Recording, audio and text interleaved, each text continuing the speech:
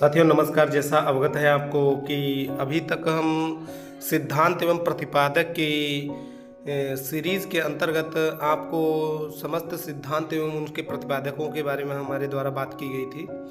अगली सीरीज़ में हम आपके लिए टॉपिक वाइज नेक्स्ट टॉपिक से संबंधित, जैसे हमारा इस अब जो होगा, जो भी टॉपिक होगा वो थ्योरम के तहत होगा, जो हमारा यूपी टेट और अपर टेट के लिए काफ़ी महत्वपूर्ण होगा।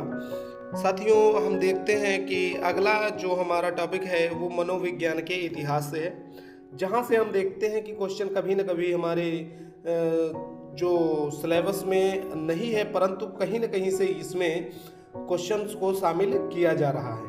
तो इससे हम कह सकते हैं कि हमारा बेसिक मनोविज्ञान जो है हमारा यहीं से शुरुआत होता है, और जिसके लिए लगातार हम लोग क्या करते हैं कि इसको स्किप कर दिया जाता है और उसके आगे का हमें बताया जाता है। तो साथियों निर्धारित है कि आगे आप लोगों को समस्त टॉपिकों के बारे में इसी क्रम में आगे की ओर लेते हुए चलते हैं।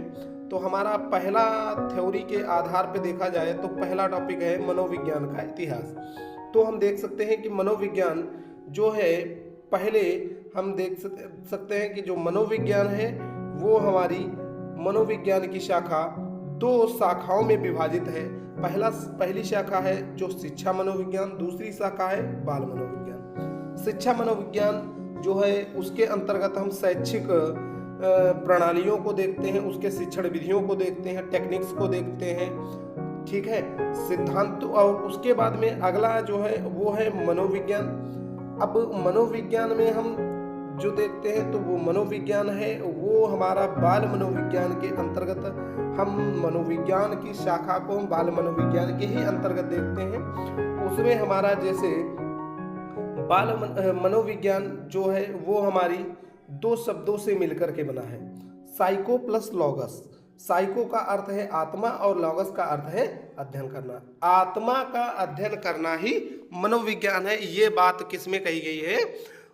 मनोविज्ञान के अंतर्गत कही गई। अभी हम आगे चल करके हम देखते हैं कि बाल मनोविज्ञान और मनोविज्ञान, इन दोनों में बाल मनोविज्ञान, जैसे हम देखते हैं ना कि बाल विकास, कहते हैं कि बाल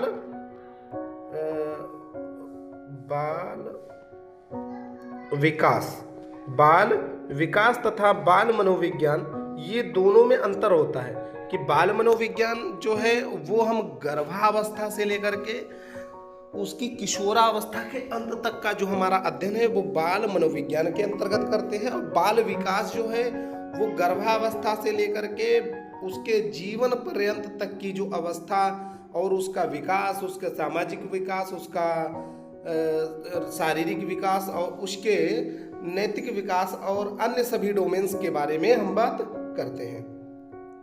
नेक्स्ट क्रम में हम देखते हैं कि अब हम जो देखेंगे वो हमारा मनोविज्ञान के इतिहास, जो हमारा टॉपिक है मनोविज्ञान का इतिहास, उसके थ्रू हम देख रहे हैं। जो मनोविज्ञान का इतिहास है उसमें पहली जो शताब्दी है वो 16वीं शताब्दी है। पहली शताब्दी कौन सी है? 16वीं शताब्दी। और 16वीं शताब्दी के अंतर्गत जो मनोविज्ञान थी वो हमारी दर्शन शास्त्र से निकली हुई है। किससे निकली हुई है? दर्शन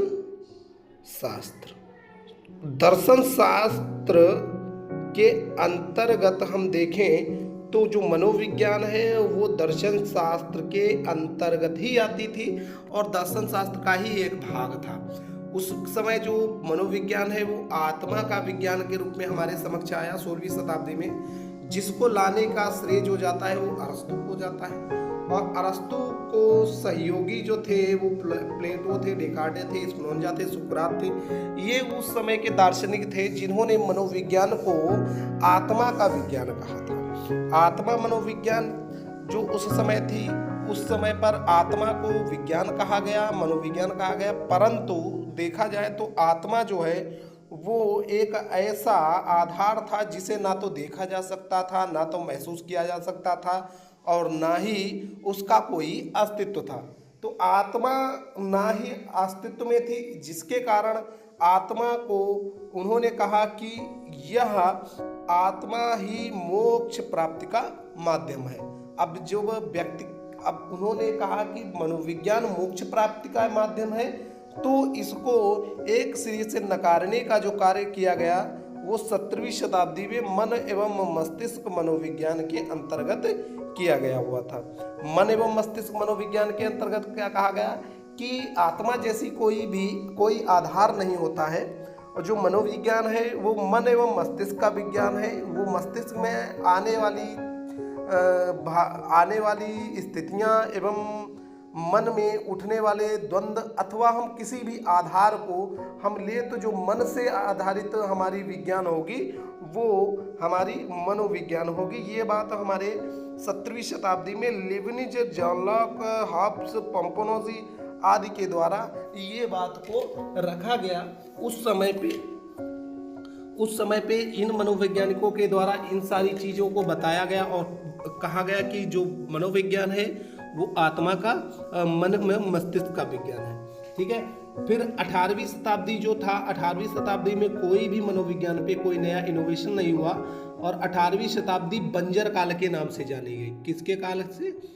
बंजर काल के नाम से जानी गई है, वो हमारी 18वीं शताब्दी थी। तो डायरेक्टली क्वेश्चन ये बन सकता है कि किस शताब्दी को बंजर काल की शताब्दी कहा गया है, तो वो हमारा 18वीं शताब्दी है जो मनोविज्ञान के अंतर्गत, वो बंजर काल के अंतर्गत जानी जाती है। नेक्स्ट हमारी अगला, उसके बाद में 19वीं शताब्दी आई। 19वीं शताब्दी में हुआ क्या कि 19वीं शताब्दी के जो मनोवैज्ञानिक थे वो थे आपके विलियम वुंट। 19वीं शताब्दी के हमारे कौन थे? विलियम वुंट थे, जिन्होंने कहा कि जो मनोविज्ञान है वो आत्मा का विज्ञान ना हो करके किसका विज्ञान है? चेतना का विज्ञान है। आत्मा का ना हो करके किसका विज्ञान है? चेतना का विज्ञान है। उन्होंने कहा कि जो मन एवं मस्तिष्क जैसा कोई आधार नहीं होता है, बल्कि व्यक्ति की वह आंतरिक चेतना जिसके द्वारा व्यक्ति किसी को कार्य को करने के लिए साधित होता है और उसी के द्वारा उन द्वंद्वों को निर्धारित करते हुए आगे की ओर बढ़ता है, ये चेतना मनोविज्ञान। चेतना क्या है? वो व्यक्ति की आंतरिक भावों का एक स्वरूप होता है, जिसके द्वारा उसकी पहचान होती है, वो चेतना होती है। ये बात जो कही गई तो विलियम वुंट के द्वारा कही गई थी। विलियम वुंट ने क्या किया था? चेतना मनोविज्ञान, और चेतना मनोविज्ञान को हम कह सकते हैं कि इसी समय पे मनोविज्ञान में एक क्रांति आई हुई थी। मनोविज्ञान जो क्रांति का आधार बनता है वो आपका है कि मनोविज्ञान के अंतर्गत उस समय अभी तक तो जो मनोविज्ञान थी वो आपके दर्शन शास्त्र से जुड़ी हुई थी, और अब जो 19वीं शताब्दी में क्या था कि मनोविज्ञान, चेतना मनोविज्ञान वो दर्शन शास्त्र से अलग होने का समय आ गया, क्योंकि चेतना मनोविज्ञान के अंतर्गत जो विलियम वुंट थे उन्होंने जर्मनी के लिपजिंग शहर में मनोविज्ञान की प्रथम प्रयोगशाला खोली। जर्मनी के लिपजिंग शहर में इन्होंने, जो इस वक्त कार्ल मार्क्स विश्वविद्यालय के नाम से प्रसिद्ध है, उन्होंने प्रथम मनोविज्ञान प्रयोगशाला विलियम वुंट के द्वारा खोली गई हुई थी। ठीक है। अब चेतना मनोविज्ञान को अगर फॉलो करने की बात देखें तो वो जो विलियम जेम्स थे, वाइव्स थे, जेम्स सल्ली थे, ठीक है, और इनके ही शिष्य टिचनर थे।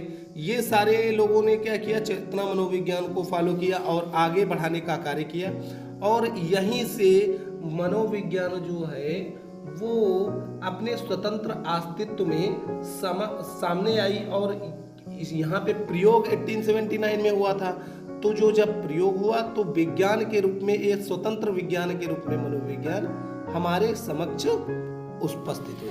नेक्स्ट, उसके बाद में चेतना मनोविज्ञान के बाद में अगला विज्ञान हमारा आता है 20वीं शताब्दी। और 20वीं शताब्दी जो थी वो बालक की शताब्दी मानी गई है, व्यवहारवाद की मानी गई है, और इस समय इसे हम व्यवहार का विज्ञान कहा गया।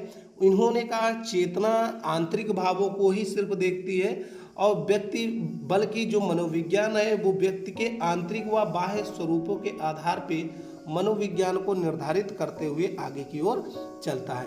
इसीलिए जो व्यवहारवाद की जो स्थापना है वो वाटसन महोदय के द्वारा की गई हुई थी। ठीक है साथियों, आगे वाटसन महोदय ने क्या किया? जो आपका व्यवहारवाद के स्थापना की, ठीक है। जो आपकी जो इसकी शुरुआत होती है वो आपकी 1913 से 1916 के मध्य होती है, और इसमें इन्होंने कहा कि जो व्यक्ति के आंतरिक एवं बाह्य स्वरूपों का अध्ययन ही क्या है, मनोविज्ञान है। और 20वीं शताब्दी, बालक की शताब्दी, यह बात जो है क्रो एंड क्रो के द्वारा कही गई। 20वीं शताब्दी बालक की शताब्दी है, ये बात किसके द्वारा, क्रो एंड क्रो के द्वारा कही गई है। ये प्रश्न आया हुआ है आपका, ये प्रश्न आपका यूपी टेट में पूछा गया हुआ प्रश्न है कि 20वीं शताब्दी बालक की शताब्दी, यह बात किसके द्वारा कही गई, ये क्रो एंड क्रो के द्वारा कही गई। और जो आपका व्यवहारवाद है, व्यवहारवाद को फॉलो करने वाले व्यक्ति जो थे वो आपके वुडवर्थ थे, थॉर्नडाइक थे, गुथरी थे, हल थे, पावलाव थे। और व्यवहारवाद की दो शाखाएं आगे चल करके क्या हुई, दो भागों में टूट गई। उसमें पहली जो शाखा थी वो प्योर व्यवहारवादियों की थी और दूसरी संज्ञानवादियों की थी। व्यवहारवादियों की जो शाखा थी उसमें व्यवहारवादी शामिल है, और संज्ञानवाद जो है वो दो भागों में हमारा टूट जाता है, ठीक है। ये संज्ञानवाद जो है वो दो भागों में टूट जाता है। एक तो हमारा प्योर संज्ञानवादी बन जाता है, और दूसरा हमारा गेस्टाल्टवादी बन जाता है। गेस्टाल्टवाद को मानने वाले जो हमारे थे कोहलर, कोफ्का, वर्दिमर, कोटलेविल, ये सारे व्यक्ति थे। और संज्ञानवाद को प्योर मानने वाले हमारे जो थे वो जीन पियाजे थे, वाइगोस्की थे, और आपके स्किनर थे, ठीक है। तो ये सभी लोग, बंडूरा थे, ये सभी लोग, और आपके ये अन्य सभी मनोवैज्ञानिक जो भी बचे हुए हैं वे आपके संज्ञानवादी के थ्रो के अंतर्गत आते हैं। नेक्स्ट आगे की ओर देखते हैं कि जो हमारा व्यवहारवाद है दो भागों में टूटा हुआ था, जिसमें एक संज्ञानवाद और दूसरा व्यवहारवाद। व्यवहारवाद जो है, व्यवहारवाद के अंतर्गत हम देखते हैं कि पावलाव, गुथरी, आपके हल, आपके वुडवर्थ, ठीक है, और थॉर्नडाइक, ये सारे मनोवैज्ञानिक जो हैं वो हमारे व्यवहारवाद के अंतर्गत आते हैं, और जिनके बारे में, जिनके सिद्धांतों को पढ़ते हैं। नेक्स्ट आगे आपका है कि मनोविज्ञान की पहली पुस्तक जो हमारी है वो साइकोलॉजिया है, वो रुडोल्फ गाइकल के द्वारा दी गई हुई है। साइकोलॉजी जो शब्द की उत्पत्ति है, जो इनकी पुस्तक इनकी सर्वप्रथम प्रयोग में लाई गई पुस्तक जो थी साइकोलॉजिया से निकला हुआ था, ये 1950 में शब्द निकला हुआ था। 17वीं शताब्दी में मनोविज्ञान जो था वो नई परिभाषा के रूप में हमारे समक्ष आया था, जो मन एवं मस्तिष्क के विज्ञान के रूप में माना गया हुआ था, ठीक है। यह परिभाषा जो हमारी थी मन एवं मस्तिष्क विज्ञान, ये 1870 तक मान्य रही थी। कब तक रही थी? 1870 तक। 1870 के बाद में 1879 में जब चेतना मनोविज्ञान के अंतर्गत लिपजिंग शहर में विलियम वुंट के द्वारा प्रथम मनोविज्ञान प्रयोगशाला खोली गई थी। किसके द्वारा? विलियम वुंट के द्वारा 1879 में प्रथम मनोविज्ञान प्रयोगशाला जर्मनी के लिपजिंग शहर में जब खोली गई, तो वहीं से ही जो आज वर्तमान में क्या है, कार्ल मार्क्स विश्वविद्यालय के नाम से फेमस है। क्या, किसके नाम से? कार्ल मार्क्स विश्वविद्यालय के नाम से फेमस है ये बात। उसके बाद में अगला है, इसी समय ही दर्शन शास्त्र जो है मनोविज्ञान से अलग हो, मनोविज्ञान जो है दर्शन शास्त्र से अलग हो और स्वतंत्र विज्ञान के रूप में पूरे विश्व के समक्ष आया हुआ था। नेक्स्ट है कि इस काल को संरचनावाद के रूप से जाना गया, और इस संरचनावाद की जो नींव थी वो विलियम वुंट के द्वारा रखी गई थी। संरचनावाद की जो नींव थी वो किसके द्वारा? विलियम वुंट के द्वारा रखी गई थी, और जो विलियम वुंट थे वो संरचनावाद के जनक के रूप में जाने जाते हैं।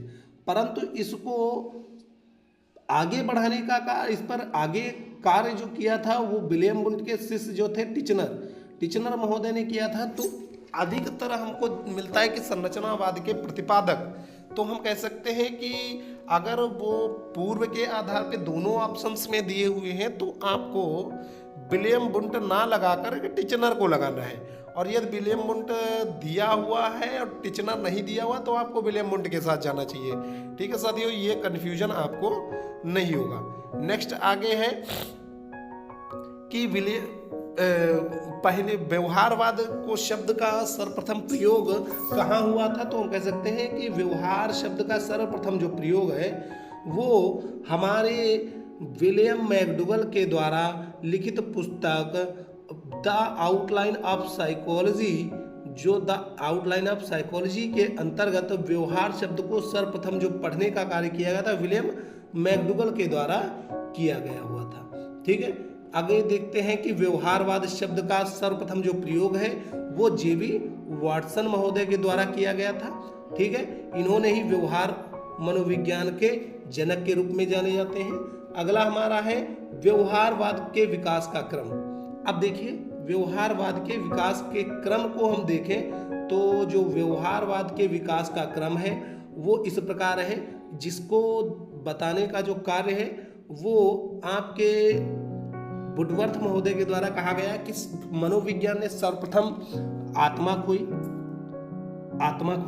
फिर मन को त्यागा, फिर क्या है, मन को त्यागा, और आज मन को त्यागा, फिर चेतना खोई, और आज व्यवहार में निहित है। ये कोटेशन है, वुडवर्थ की कोटेशन, कि मनोविज्ञान ने सर्वप्रथम आत्मा खोई, फिर मन त्यागा, फिर चेतना खोई, और आज व्यवहार में निहित है।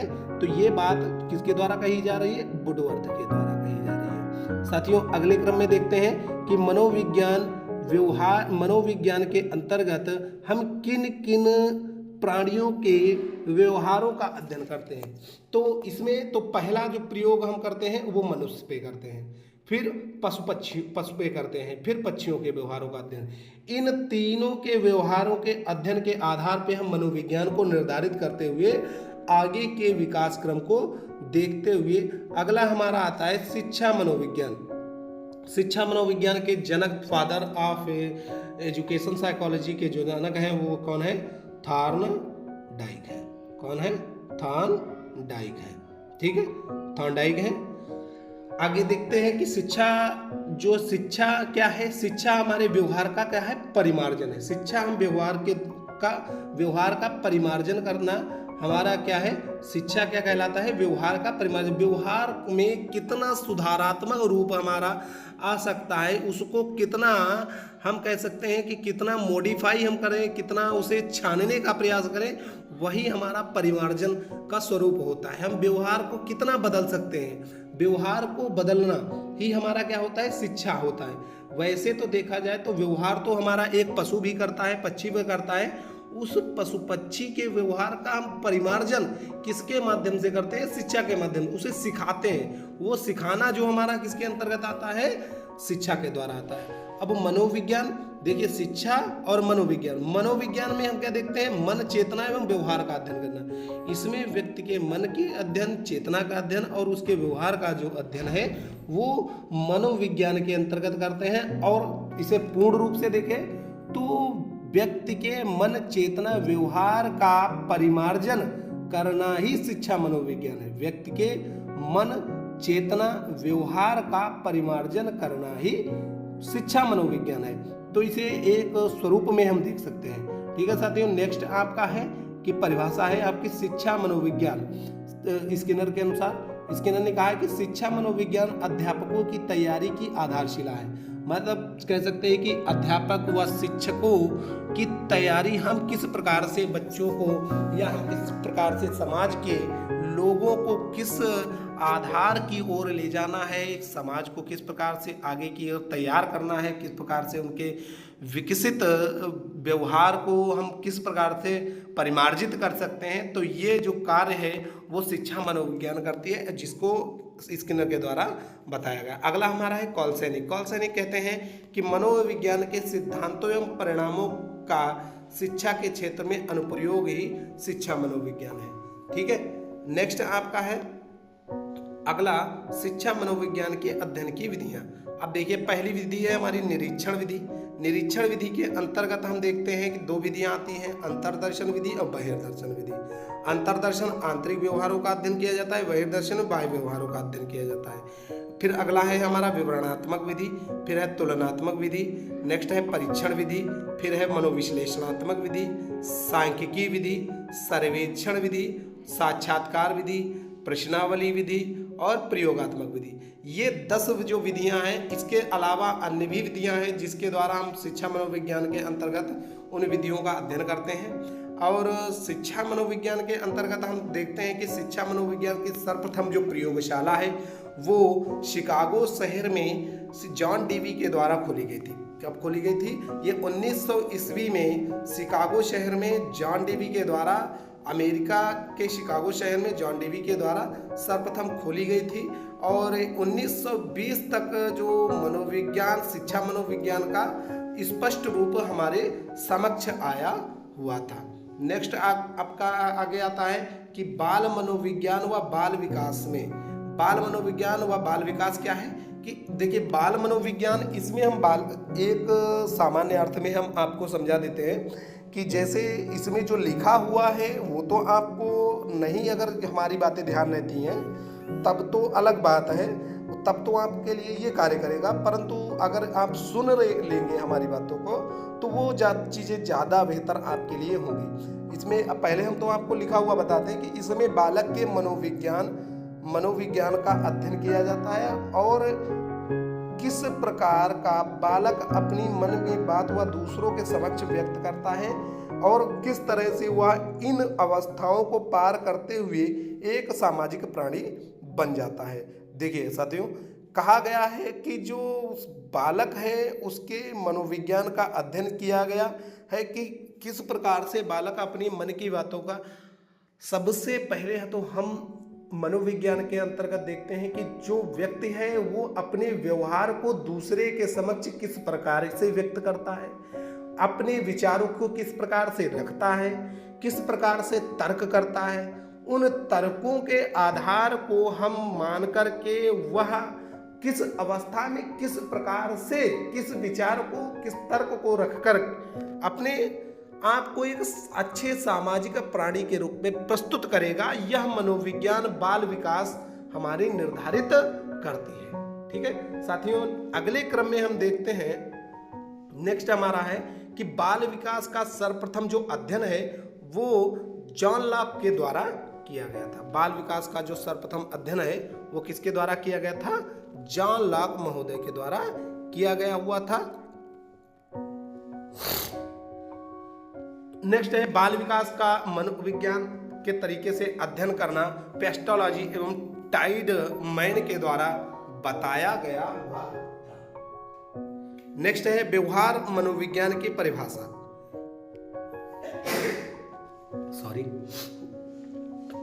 व्यवहार मनोविज्ञान की परिभाषा के अंतर्गत वाटसन ने परिभाषा कही है कि मनोविज्ञान व्यवहार का धनात्मक एवं शुद्ध और निश्चित विज्ञान है। मैकडूगल ने कहा कि मनोविज्ञान आचरण और यथार्थ का विज्ञान है। बीएफ स्किनर के कहते हैं कि मनोविज्ञान व्यवहार का अनुभव का विज्ञान है। अब देखिए, वाटसन महोदय ने क्या कहा है कि मनोविज्ञान व्यवहार का धनात्मक, शुद्ध, निश्चित,